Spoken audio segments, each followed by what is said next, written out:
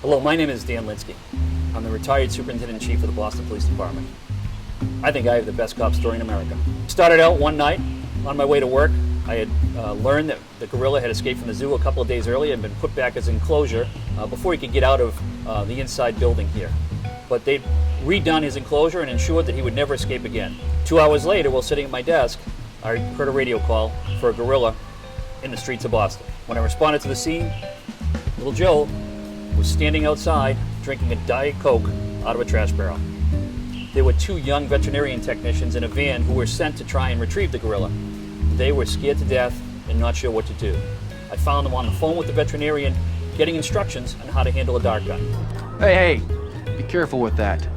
That's the most powerful tranq gun on the market. Ow! Well, I took over that phone. I received instructions myself and began to try and catch little Joe and tranquilize him and bring him back without firing a shot.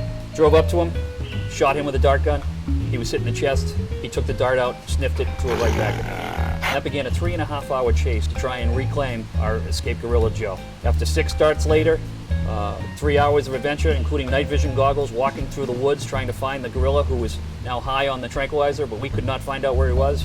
We located little Joe, sedated him, threw a net on him, and brought him back into the enclosure where we were able to revive him and make sure he was safe.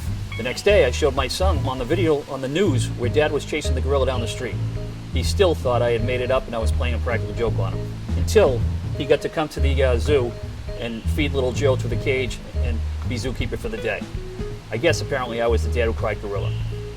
Now, I think I got one of the best, funniest cop stories in America.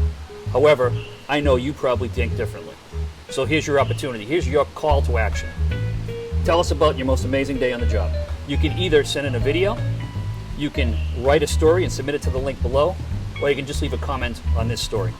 Thank you for what you do, and thanks for sharing your stories